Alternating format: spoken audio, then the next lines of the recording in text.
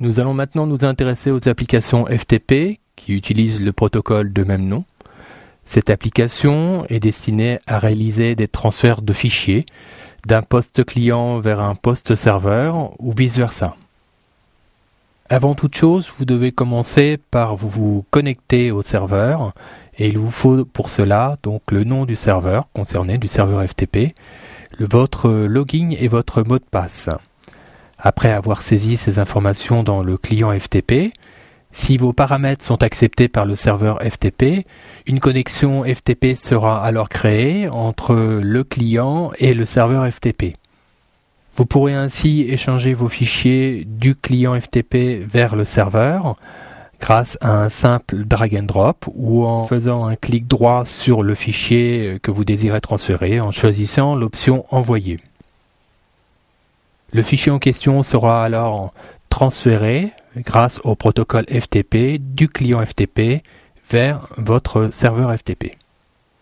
Si vous êtes amené à développer un site internet, vous aurez évidemment besoin de cette application pour charger ensuite toutes les pages que vous aurez créées en local sur votre poste client sur votre serveur web, de sorte à ce qu'elles puissent être consultées par la suite par tous les internautes.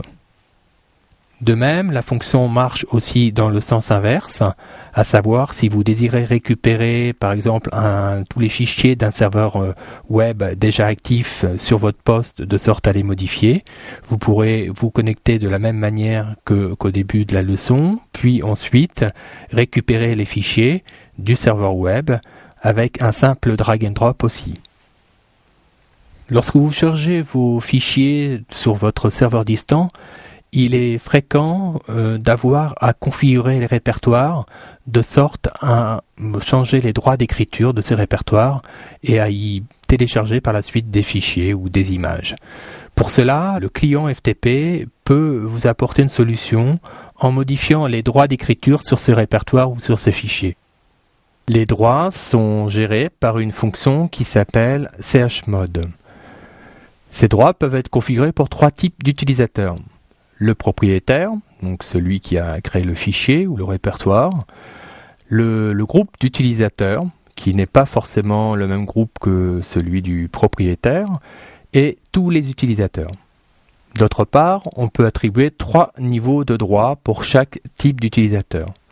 Des droits de lecture de fichier, on ne pourra donc que lire le fichier sur le serveur.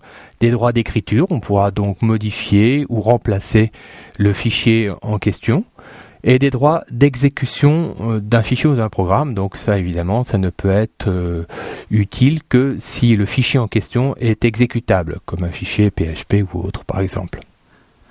Même si la configuration de ces droits peut s'effectuer à partir d'une interface graphique du FTP, du client FTP, il est quand même utile de savoir que le droit attribué donc à un fichier ou un répertoire peut aussi se représenter par une valeur numérique qui peut aller de 000, donc aucun droit pour aucun type d'utilisateur, qu'il soit propriétaire, groupe ou tous les utilisateurs, à 777 qui correspond donc à tous les droits, donc à savoir droit de lecture, d'écriture, d'exécution pour tous les types d'utilisateurs que nous venons de citer juste avant.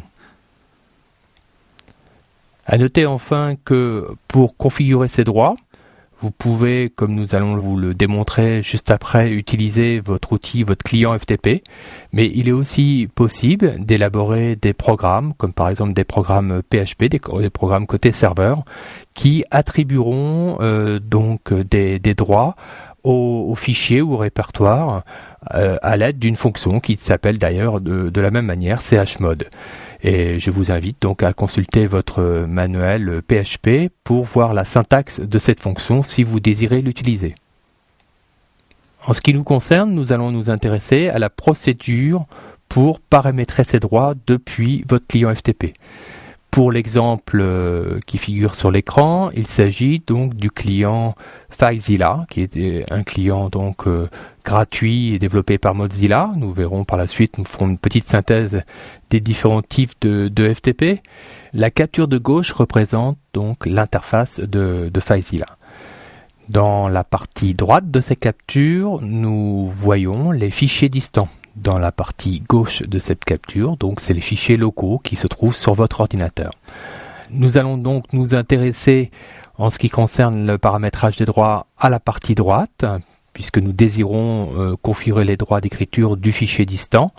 Et nous allons sélectionner, la première étape, c'est de sélectionner le répertoire. En ce qui concerne donc la configuration d'un répertoire, par exemple, de le sélectionner, de faire un clic droit sur ce répertoire, de sorte à afficher le menu contextuel de ce répertoire.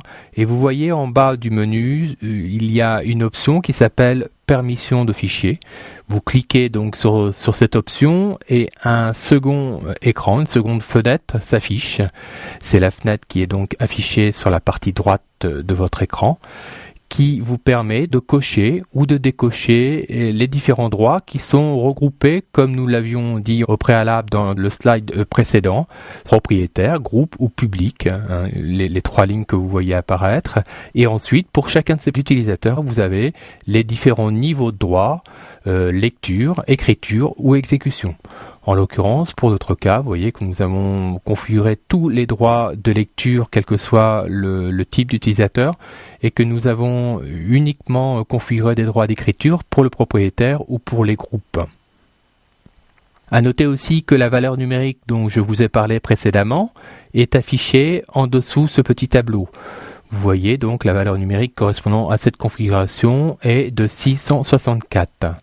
Il est aussi possible en bas de cet écran d'activer la récursion dans les sous-dossiers. Alors qu'est-ce que c'est? Eh bien simplement si votre répertoire que vous êtes en train de configurer comporte d'autres sous-dossiers, ces droits vont donc s'étendre, s'appliquer à tous les sous-dossiers du répertoire que vous êtes actuellement en train de configurer.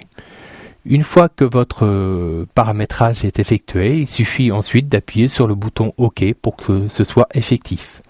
Vous pourrez donc par la suite enregistrer dans ce répertoire des fichiers qui seront par exemple téléchargés depuis une interface utilisateur sur le serveur, puis gérés par un script PHP qui aura pour fonction d'écrire dans ce fichier. Il faut donc au préalable toujours avoir configuré de cette manière le répertoire dans lequel ira s'écrire les fichiers que vous téléchargerez. Nous venons de voir l'usage d'un client FTP pour transférer des fichiers du client vers le serveur ou vice-versa. Nous allons maintenant nous intéresser à l'utilisation d'un simple navigateur pour effectuer la même opération. En effet, les navigateurs peuvent faire office de client FTP. Il faut pour cela utiliser une syntaxe spécifique dans la barre d'adresse, comme vous pouvez la voir donc sur l'écran qui s'affiche. Il faut donc commencer par indiquer le protocole utilisé, en l'occurrence le protocole FTP, donc FTP, // Ensuite, vous indiquez le login qui vous a été attribué, séparé par 2 petits points, suivi du password, ensuite une arrobase, et ensuite l'adresse du serveur vers laquelle vous désirez transférer les informations. Une fois l'authentification effectuée par le serveur FTP, les différents fichiers du serveur FTP vont s'afficher dans l'écran du navigateur. Il vous suffira ensuite simplement de faire un drag and drop du fichier issu du navigateur vers votre bureau ou l'inverse, hein, si vous désirez télécharger un fichier vers le serveur ou si vous désirez l'acquérir. Petit tour d'horizon de différents clients FTP. Le premier, donc FileZilla, édité par Mozilla, est un client FTP spécifique. Il en existe évidemment bien d'autres. Celui-ci a la particularité et l'avantage d'être gratuit, de pouvoir être décliné dans une version PC et dans une version Mac. Donc c'est l'un des clients FTP les plus utilisés. C'est d'ailleurs celui que nous avons utilisé tout à l'heure pour vous faire une petite démonstration de la configuration des droits des dossiers. Nous avons ensuite Dreamweaver, qui est un éditeur, comme vous savez, édité par Adobe, qui intègre néanmoins un client FTP. Ce client FTP a la particularité de conserver l'organisation, la structure que vous téléchargez un fichier de votre poste client, sur lequel vous allez développer votre site, et celle du serveur vers lequel vous allez le transférer. J'ai ajouté donc dans ce petit tour d'horizon le navigateur Firefox, vous pourriez très bien le faire d'ailleurs avec un autre navigateur, qui permet, comme nous venons de le voir juste avant, d'utiliser un navigateur en tant que client FTP en utilisant la syntaxe que nous avons énoncée précédemment, en rappelant donc le protocole en début de barre d'adresse.